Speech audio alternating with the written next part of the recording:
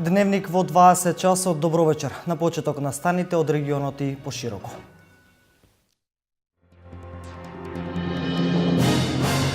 Толеранцијата се учи и е предуслов за хармоничен и исполнет живот. Нетрпеливоста кај од поинаквите по раса, вера, пол или социјален статус е израз на низок интелектуален и емотивен капацитет. Македонскиот електропреносен систем од утре се поврзува со српскиот. Пуштањето на далеководот од Штип до српската граница повлекува зголемено ниво на предпазливост за сите кои се движат близу системот. Министерството за образование го објави огласот за доделување стипендии за редовните студенти на универзитетите во државата. Државата ќе стипендира 2905 студенти по неколку основи.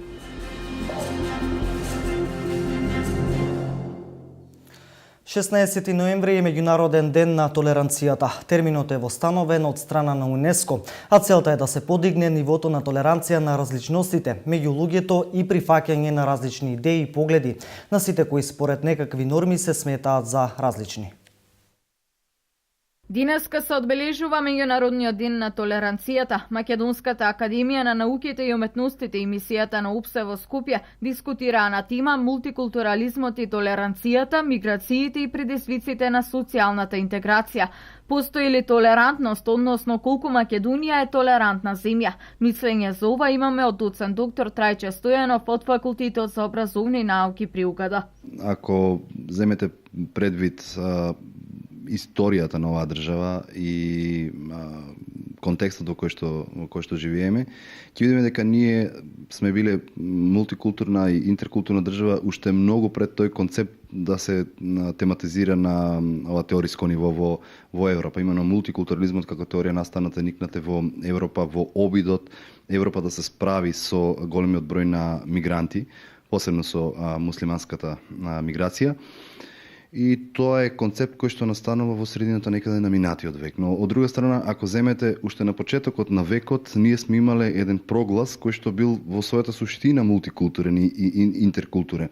А тоа е Крушевскиот манифест. Имено тамо се повикуваат македонци, власи, роми и така натаму да се борат против заедничкиот непријател и да слободат Македонија. Стојанов нагласува дека всушност толеранцијата е пасивен принцип. Во одредени ситуации мнозинството не толерира доколку се почувствува загрозено од ништо и за ништо.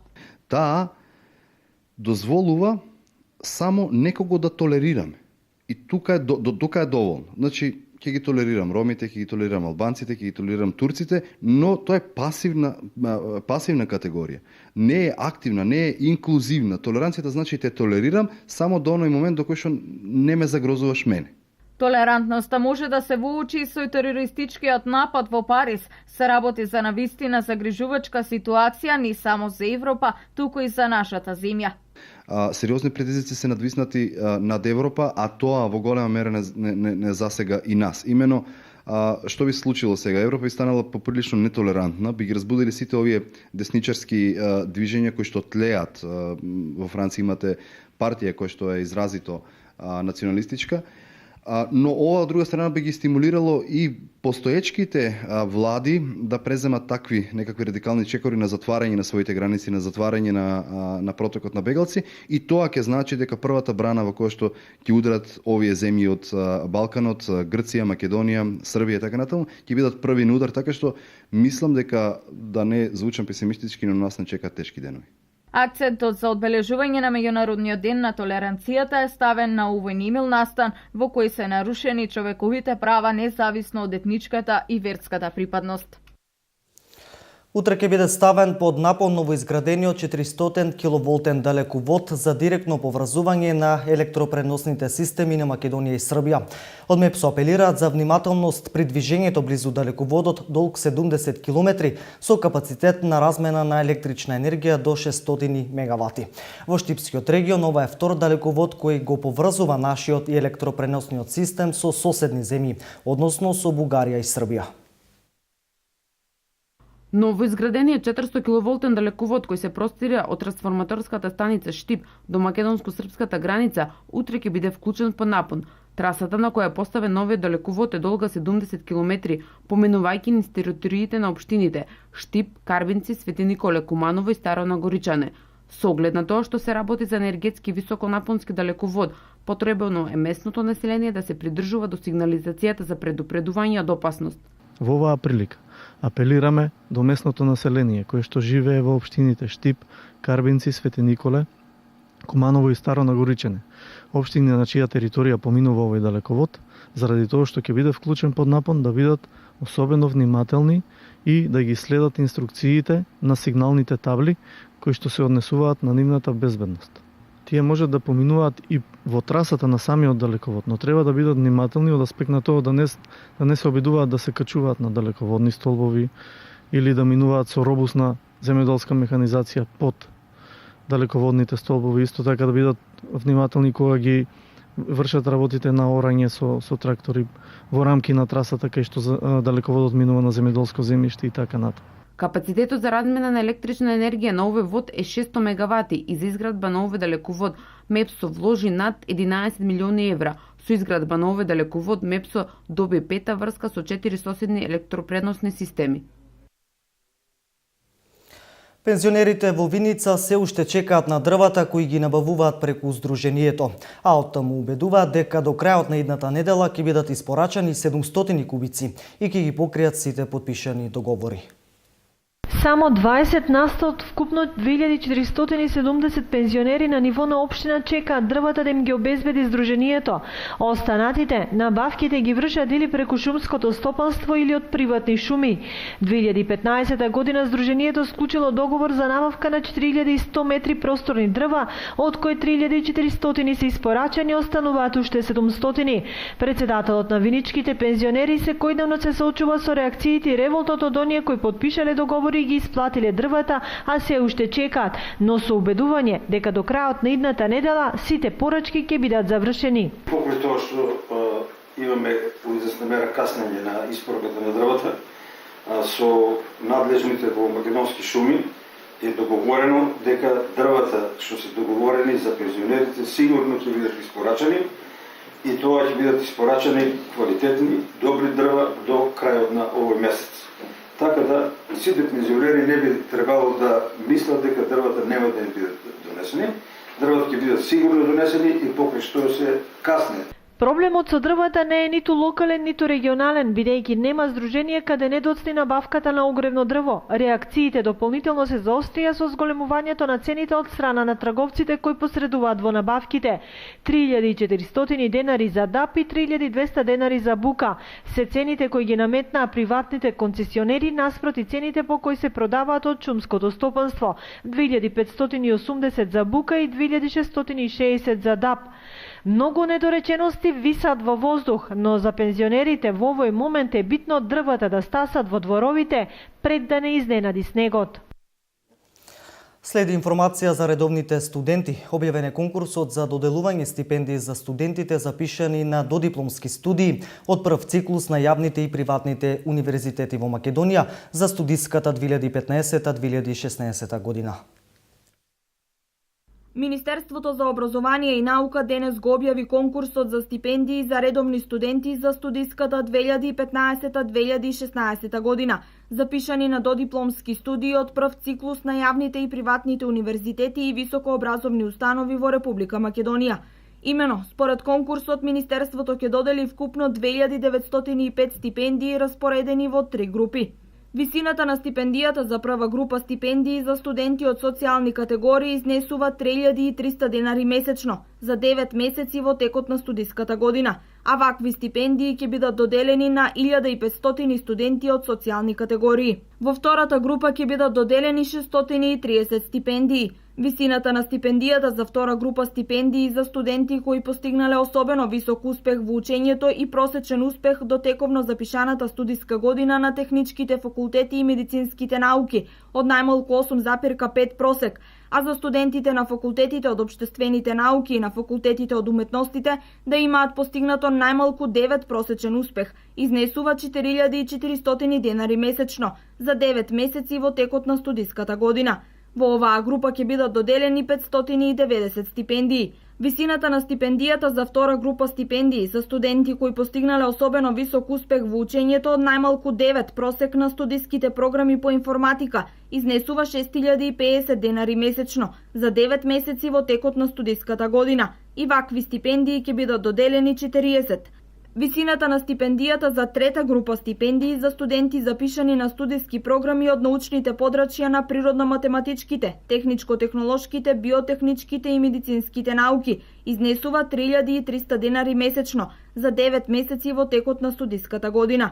Во оваа група ќе бидат доделени 650 стипендии, од кои 620 за студенти запишани на додипломски студии од прв циклус на јавните универзитети и високообразовни установи и 30 стипендии за студенти кои студираат на приватните универзитети.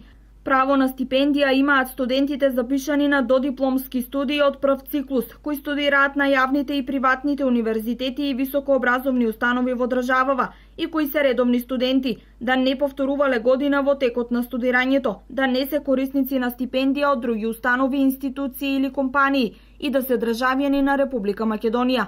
Рокот за пријавување е до 15 декември 2015, а списокот на кандидати на кои им се доделува стипендијата ќе биде објавен на 30 декември 2015 година на интернет порталот stipendii.mon.gov.mk.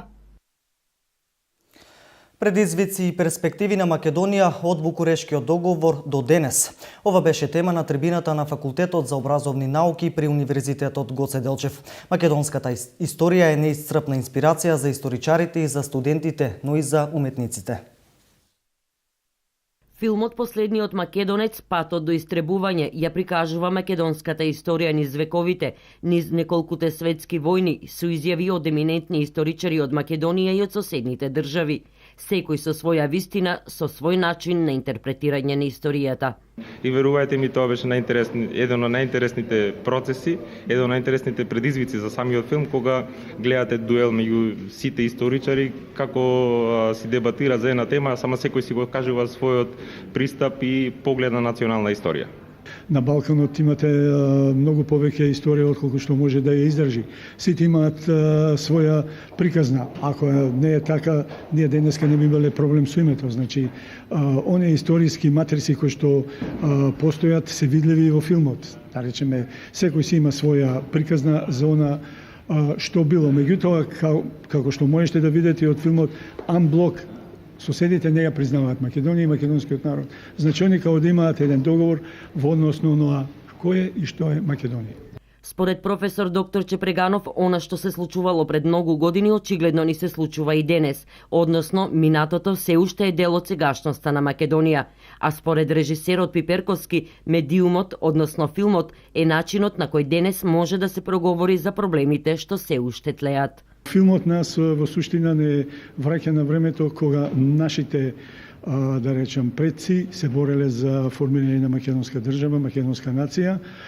И прашањето е дали денеска во сосема друга форма оно што ни се случува на политички план не се рефлектира од оно што било порано и дали оние поделби кои што постоеле тогаш, кои што во филмот се представени многу добро, не ни се случуваат и денеска само во една сосема друга форма. Например, ако каузата на македонските деци пред 100 години била да се слушни македонското прашање, кое ден денес не е решено, бидејќи денеска животот многу поценет за разлика од пред 100 години, единствен начин преку кој можеме да издействуваме да се слушне тоа македонско прашање е медиумот.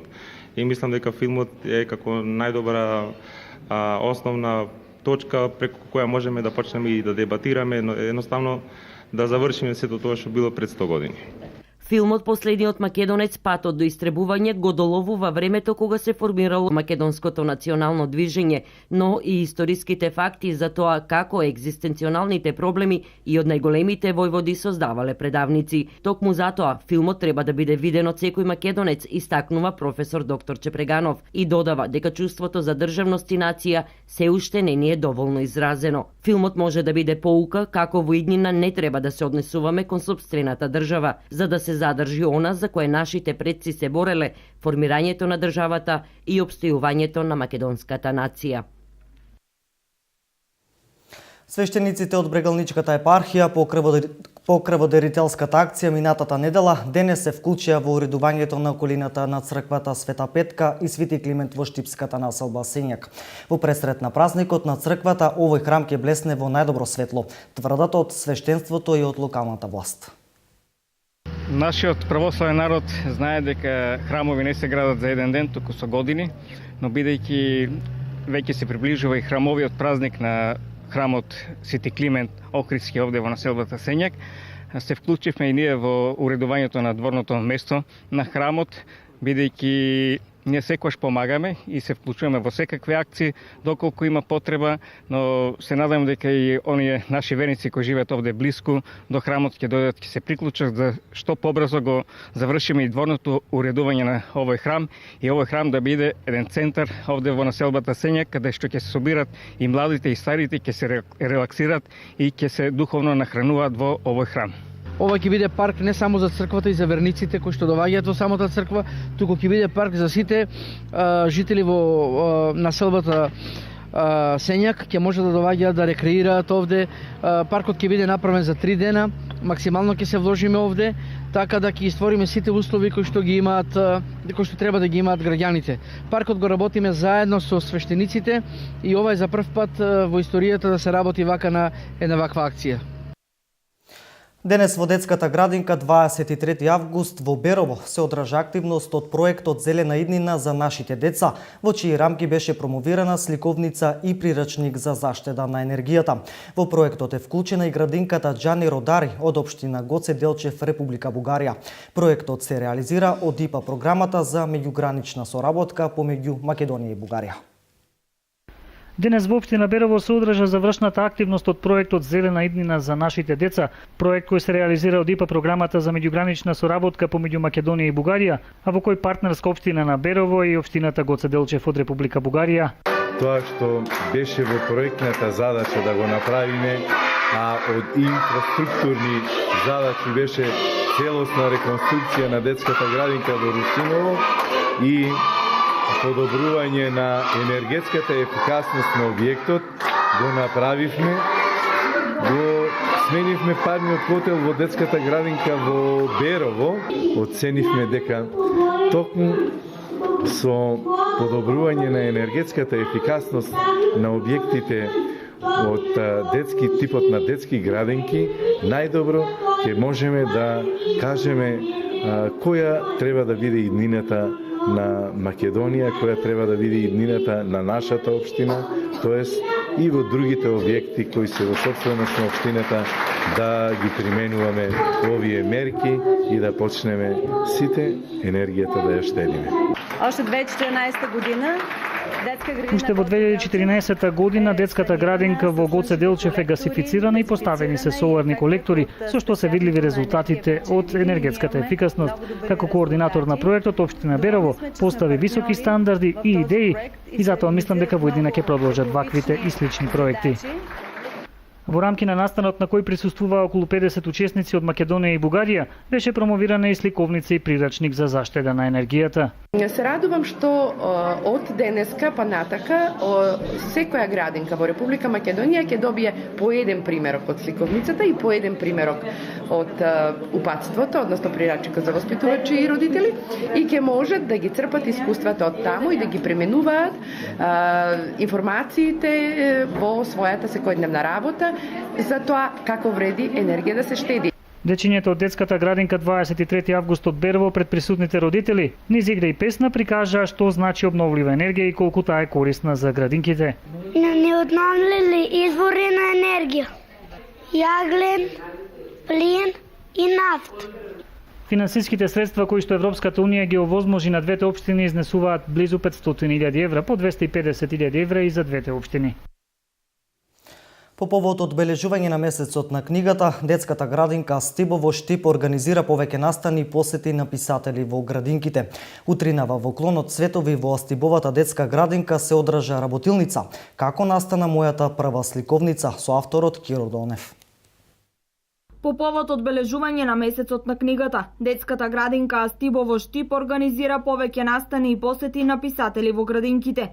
Утринава во клонот Цветови во Стибовата детска градинка се одржа работилница насловена "Како настана мојата прва сликовница". Новото време, новите технологии, колку и да се добри, сепак во себе содржат и некои негативни работи, а тоа е немањето потреба од комуникација, туку еднонасочна комуникација во која што децата само гледаат во монитор или во таблет или во телефон, а не разговараат. Ова е начин да се популаризира книгата, потребата од читање и потребата од правилен развој на говорот од овој период кој што е оптимален за развојот на говорот. Гостин на работилницата беше авторот за деца Киро Донев.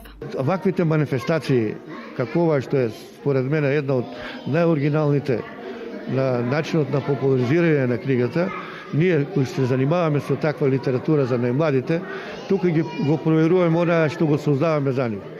Бидејќи јас од секој пат сум сакал децата да ми бидат мене критичари, а не оние возрастните што се на моја возраст или официјалните критичари.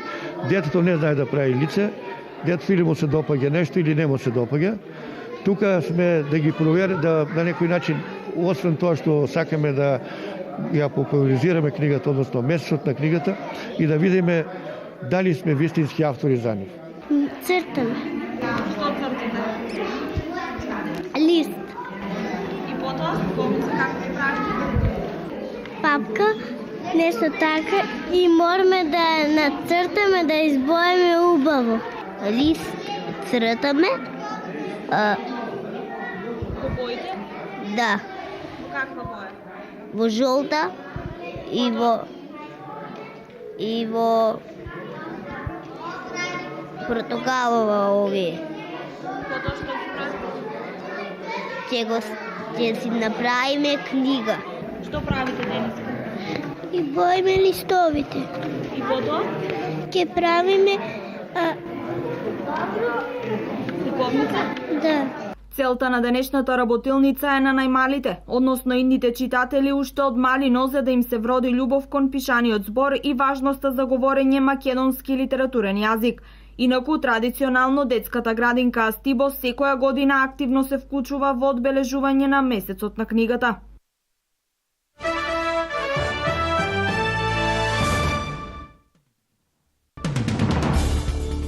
Франција одговори на крававите напади извршени во петокот на нејзина територија со интензивно бомбардирање на џихадистичкиот бастион Рака во источниот дел од Сирија. 10 француски воени авиони уништија вчера 20 на објекти. Првата уништена цел беше објект кој што го користеле од Исламска држава и кој бил команден пункт, центар за регрутација и складиште за оружје и муниција.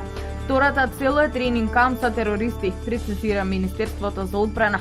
Скупно 12 авиона, од кои 10 бомбардери полетале од ОАЕ и Јордан и учествувале во операцијата. Министерството наведува дека биле уништени цели во координација со американските сили.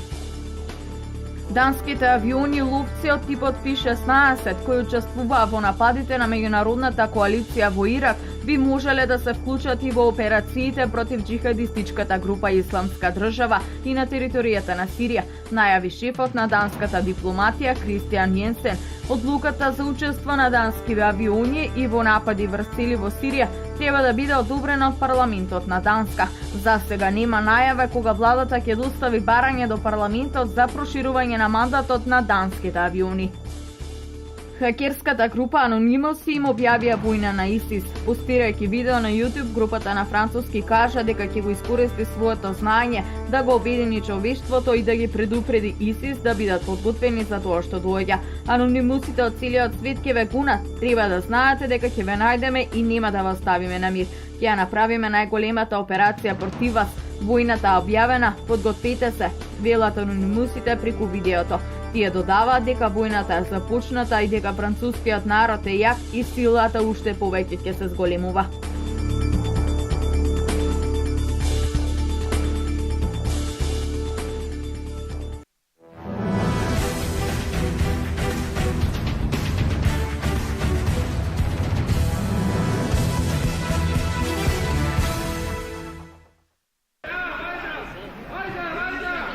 Иако поради терористичкиот напад во Париз беше неизвестно одржувањето на шампионатот во Нага, чиј домакин беше токму градот Париз, сепак македонецот кој што живее и тренира во Германија, 10-годишниот Кристијан Воденски, имаше свој настап на турнирот и очекувано ја одбрани титулата од минатата година. Поради терористичките напади, многу надпреварувачи го откажаа учеството и затоа малиот Кико со една борба и тоа против постар и потежок противник стаса до престижниот појас. Воденски го совлада Игор Прсјук од Русија, кој што беше една година постар од него, имаше 11 години и 27 килограми, со што повторпат го освои престижниот појас на Нага, што се доделува на најдобрите борци во така наречен граплинг. Првиот ваков појас тој го освои минатата година на турнирот во Монако. Воденски е повеќе кратен првак во кикбокс, таеквонд, бразилско џиу-џицу, борење од неодамна почна и да боксува. Тој одби понудата да земе германски пасош само за да настапува под македонското знаме. Иако не беше безбедно да се биде во Париз деновиве, сепак Кристијан, кој таму беше заедно со неговиот татко и тренер Ване, без проблеми го реализирале своето патување до Париз и назад.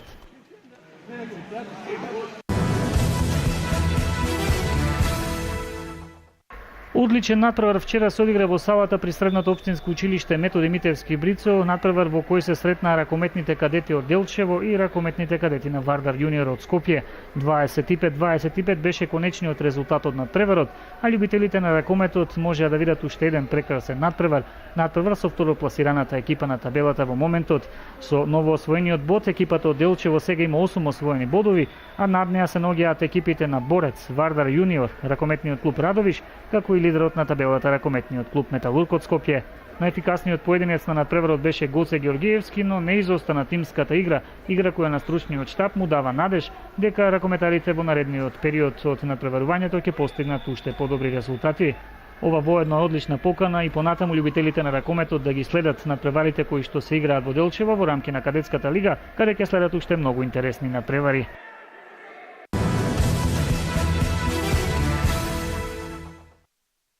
Овој викенд се одигра петото коло во Суперлигата во пинг-понг. Штипските екипи, студентите на Универзитетот Гоце Делчев и шампиони ФА со максимални победи.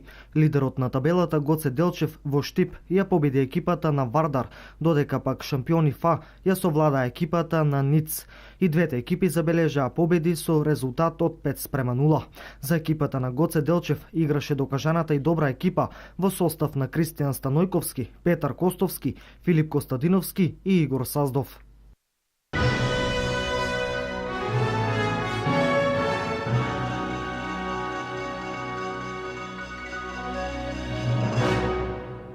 Ова е се за денес. Следно на програмата емисијата Спорт Плюс. Останете со нас.